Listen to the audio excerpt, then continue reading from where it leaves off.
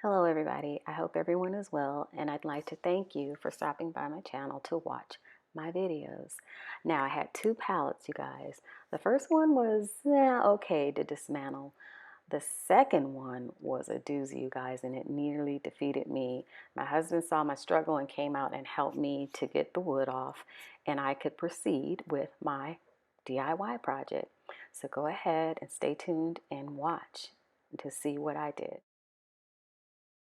I wanted to see if these two milk crates fit in one part of the pallet, and they did.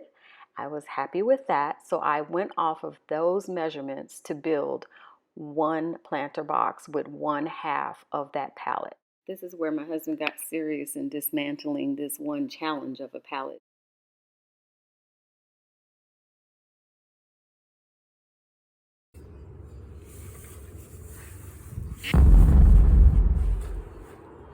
Next, it was time to shore up the bottom, which would essentially be the bottom of the box. So I used the smaller slats from the first pallet and I just slid them in place. And then once I got to the last one, I used a rubber mallet to kind of tap it in so it's in there snug, because I'm not too concerned about the buckling, because once I flip it over, I'm going to then use those deck screws to screw it to screw it into place.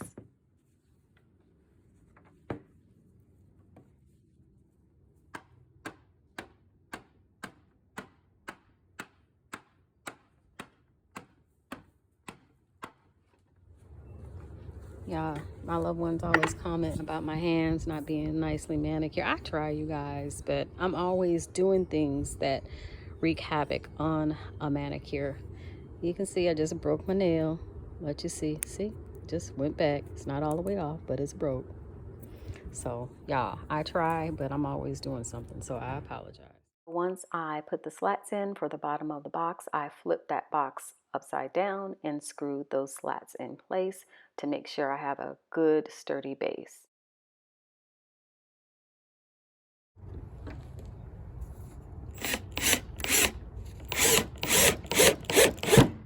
I am simply taking advantage of the holes that were made by the screws in the original pallets, and then I am also attaching screws going down the middle of the bottom of the planter box. Just keep in mind my boards are a bit irregular, so they don't line up perfectly, but I did have to make sure that when I put those middle screws in, it was attaching to the wood on the underside.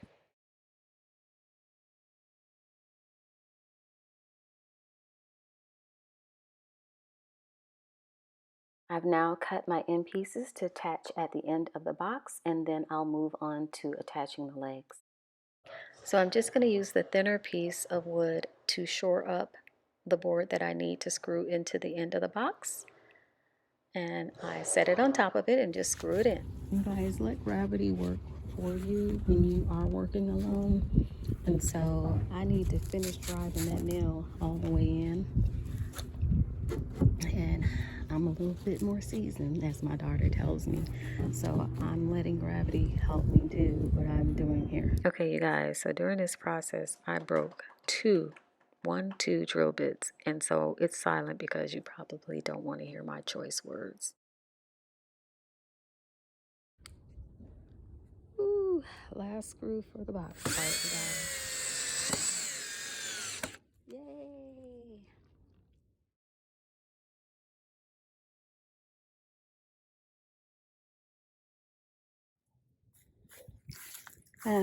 I figure I'll take you guys with me. I hope there's no mishaps, you guys, with the geckos. A couple years back, we discovered that we also have tarantulas out here. If I can insert the picture, I'll show you guys. God has been very considerate of my heart, and it all 3-4 times that they have been found or encountered, it has been my husband and not me. Although they do have the wolf spiders out here too. So I thank God for that. I might still be in recovery from 2 years of encountering that spider, you guys. So I got my drill out, and now I need to get my screws. When I tell y'all, I'm like, you know how the girls were tricking the mother to be in Parent Trap, telling them stories about the woods, and she was scared to ward off the bears clicking sticks. That's what I feel like every time I come out in my yard, you guys.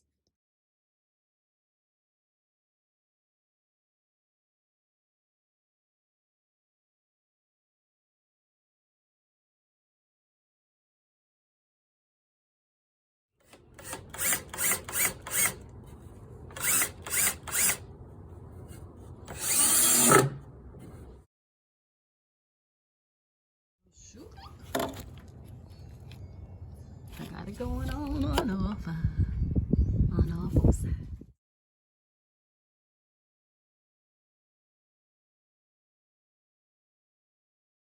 I'm using the bottom board as a prop to hold up the board on top so that I can attach it to the legs on the sides, just to kind of make it a little bit more sturdier. At a later time, I will take the longer board and actually go to front to back to even make it more sturdier, just as I did on the planter box that I did the year before last.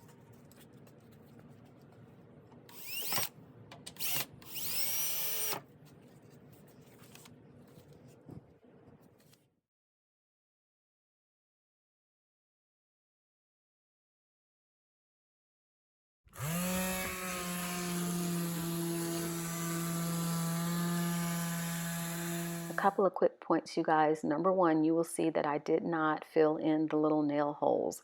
I will later on use some like Loctite putty repair for some of the heavier gouges.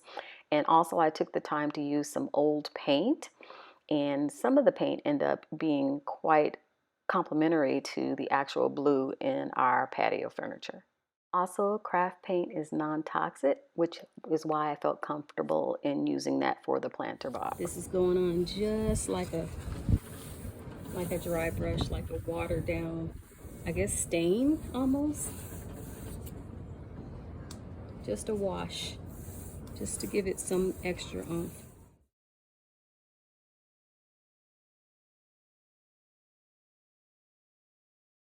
Here I am going to repurpose the closet rod holders from when we remodeled our closet last year. I kept those items so that I can use them for something, and lo and behold, I'm able to use it for this planter box. So I'm just going to go ahead and attach those. I think that's pretty self-explanatory. I'm going to use the holes that are already in the rod and attach them onto the planter box.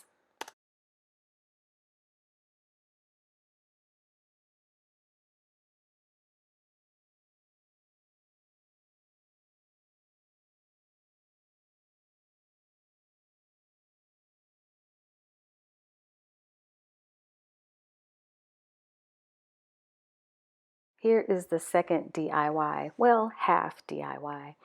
I started off by using this machine table, which was given to us by a neighbor who was moving and had no use for it.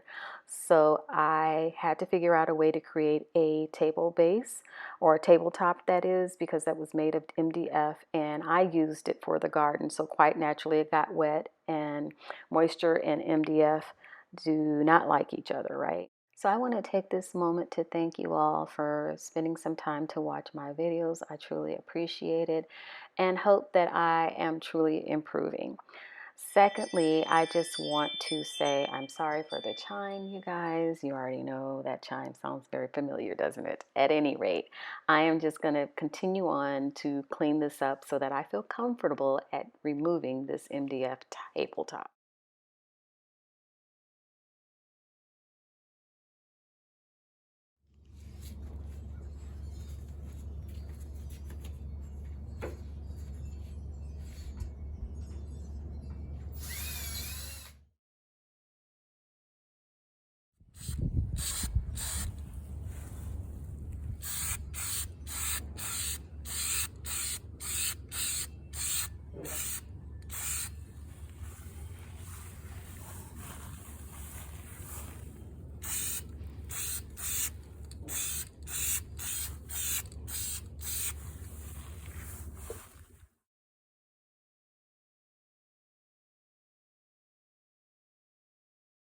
Okay, you guys, so this is all done. It's dry to the touch. I'm just gonna let it be and let it continue to cure. So in order to make the tabletop for this machine table, I had to build up a base first, and by making a wooden rectangular base. And I put those together by using mending plates. As you can see here, you can see the UPC or the code to it to look it up. I did get these, I believe, on Amazon. So I'm going to use a little bit of glue and then go ahead and screw those into place. And they're tiny because the slats of wood are not that thick. I think the slat of wood is like barely a ½ inch thick. This is a bit irrelevant to this clip right here, but I wanted to let you know that my husband used that power tool to cut through the nails on the bigger pallet. But in order to get my measurements of the wood slats, I did use that red hacksaw.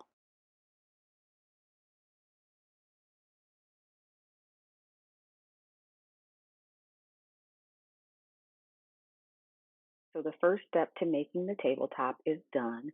I have created a rectangular wood piece where I am able to attach the slats of wood on top of that, which will in turn make the table. Using the bigger slats and using the measurement that I figured out I wanted, it was nice because I was able to cut away those holes that were at the end of each slat. I did use the Loctite putty repair for some of the holes, and I'll show you here. Okay, so I hope you guys can see, and I got the sun to my back here, so it comes with a film around it, and all I'm going to do is, I have that in there, and I'm just gonna go ahead and knead it, and it'll turn to like a a slate blue, or maybe just a slight gray-ish kind of color. But you want to knead it, you want to knead it so that it does blend, because if you don't, then it won't work, obviously, right? This is not one of those non-toxic deals, so the smell is quite gnarly.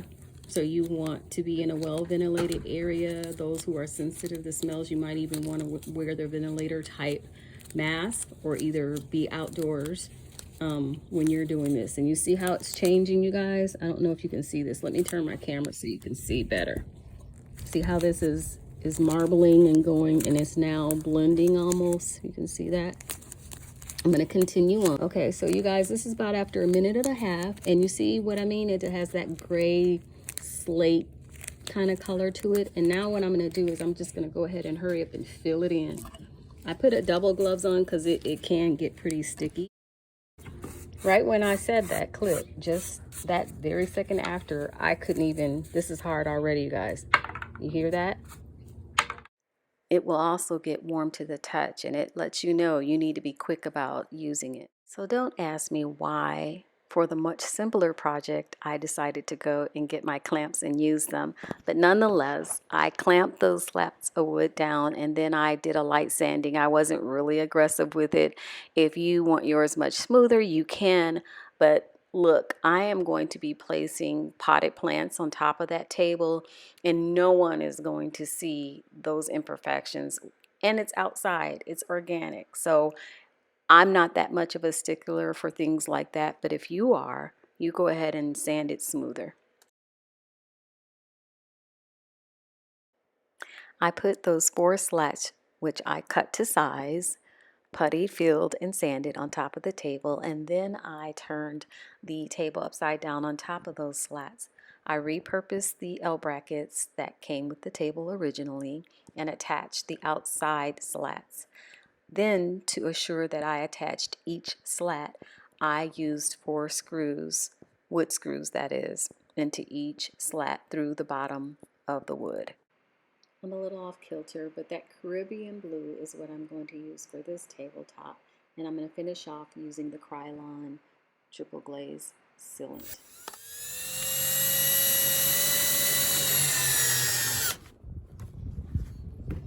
Okay, so at that one end, and then I just got to go all the way around.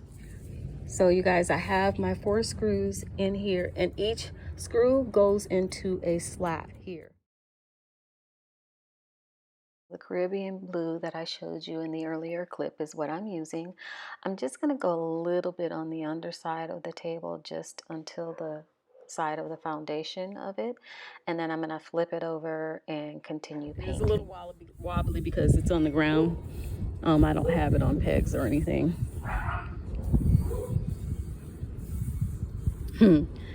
Thought I was showing you guys, but I wasn't. I'm just getting a good solid coat on there. I'm gonna go ahead and finish this, you guys, off camera, and then I'm gonna get back to it.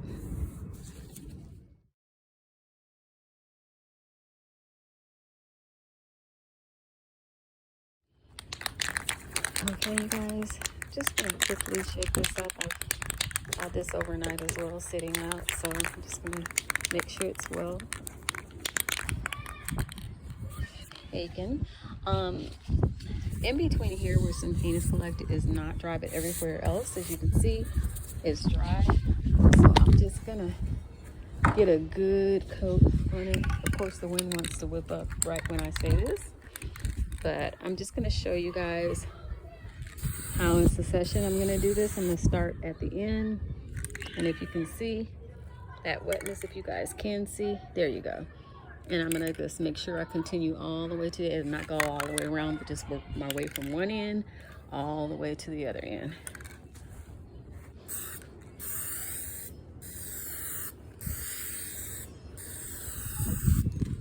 And wait for the wind when you deal with a situation like this, because it's been fairly calm.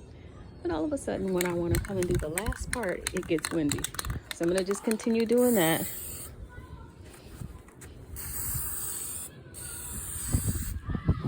In between the gust of wind till I get to the end there.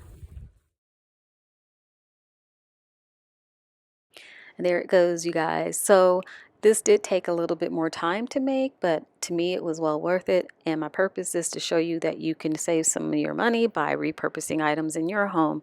You guys stay safe and as healthy as possible. And always, I thank you for your time.